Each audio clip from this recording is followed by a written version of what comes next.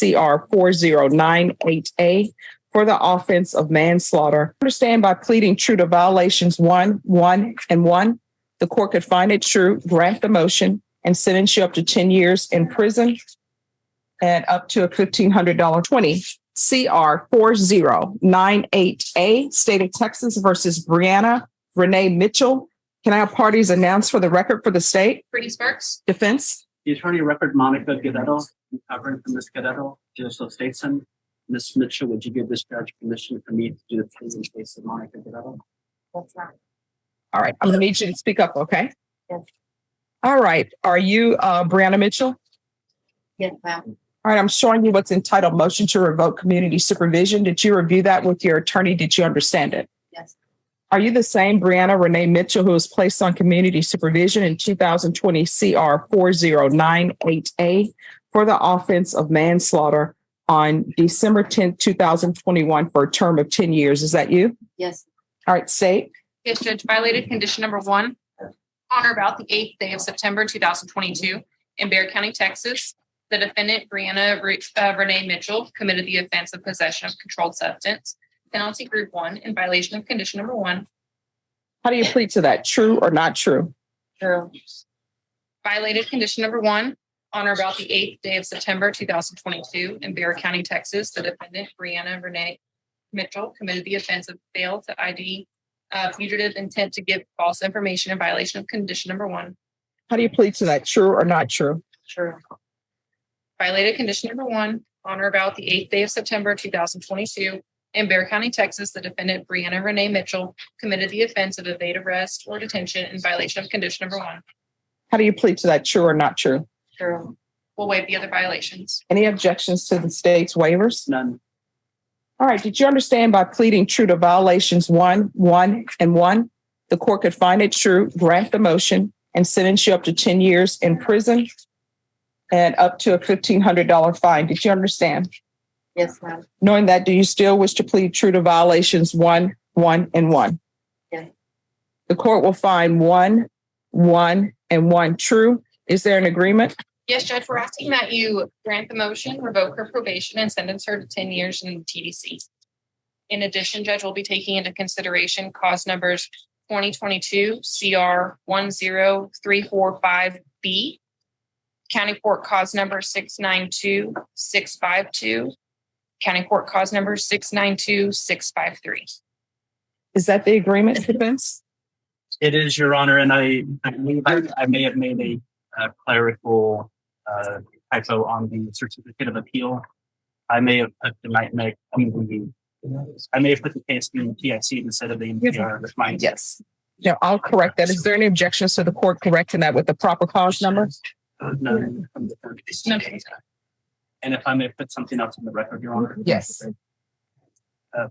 This offense was created during a time where Ms. Mitchell was on federal release, supervised release. She has federal back time, and post the offense, she did time in federal prison. I have some dates if I could put those on the record. Yes. She was in custody in federal prison or federal custody on April 18th, 2016, where she was sentenced November 17th, 2016. And she was not released until April 3rd, 2020. When she was released April 3rd, 2020, it was supervised release. And there was a revocation hearing. And she has federal custody time from February 18th, 2022 to April 13th, 2022. And we ask that she be given credit for federal time in addition to the Bexar County time. So you're asking for credit from April 18th, 2016 to April 13th, 2020?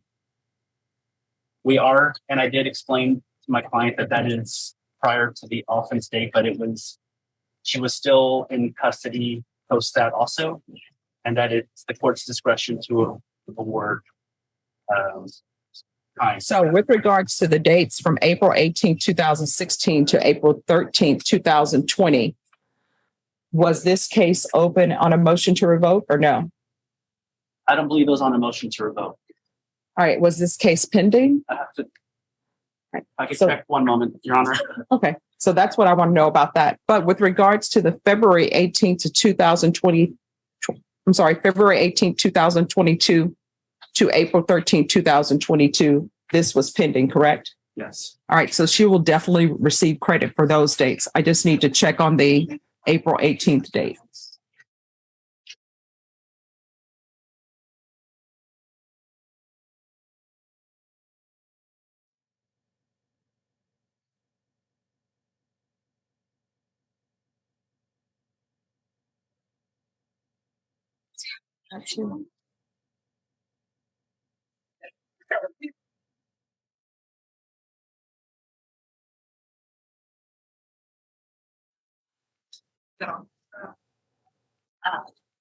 So when this case was on the system, what date was that again?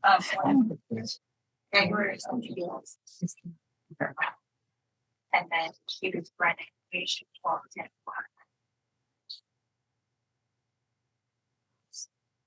All right. Well, it appears, Ms. Sparks, Yes, Judge. on this case, I'm being informed by the clerk that this case was actually on the system January 2nd, 2016. Yes, Judge, that's what our computer shows. Okay. So we can go back on the record for now. So are you asking the court to follow this agreement? Yes. Are you waiving your right to appeal? Yes, ma'am.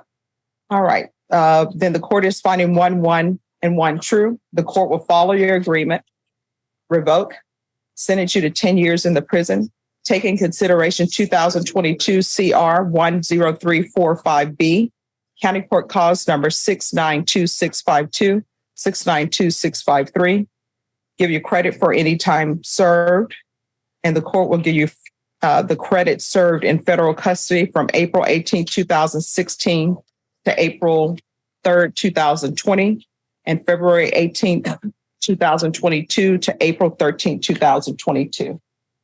Is there anything else from either side with regards to sentencing? No, Judge. Nothing from defense. All right. For some reason, there's no affirmative finding on this of a On the deadly original? weapon. Yes. Let me see something, just one moment. I don't know what the underlying facts of this case were. Just give me 1 second.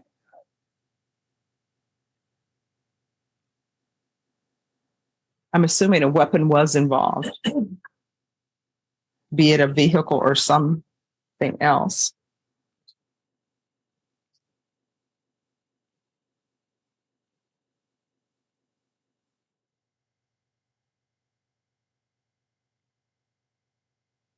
All right. Yeah, it's involved a gun. It appears that my client appears that it was the co-defendant who had a gun. Her client didn't have a gun.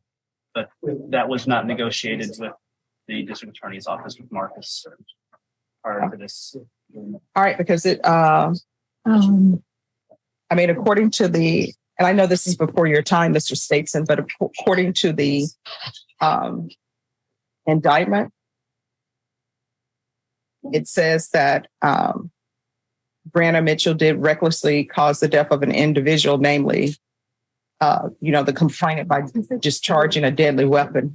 So this is pre this attorney, Ms. Mitchell, but that's what's in the paperwork. So there's going to be an affirmative finding.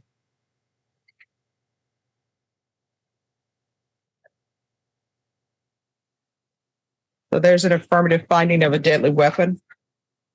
I'm going to show you what's entitled Trial Court Certification of Defendant's Rights to Appeal. Did you review that with your attorney appeal? Do you understand? Yes. Because this is a felony conviction, you're not allowed to own or possess any weapons or ammunition. If you have a question over what a weapon or ammunition is, you'll need to speak to an attorney. Do you understand? Yes. All right, good luck. We can go off the record. I saw in this case where parenting classes were ordered for you. So here's the thing. Someone else is taking care of your children or your child. When you are released from prison, and at some point you will be, do not go up to the house acting as though, here I am, let me put my rules in place and disregard whatever rules have been set for your children. You understand? You're going to have to humble yourself. All right. Good luck to you.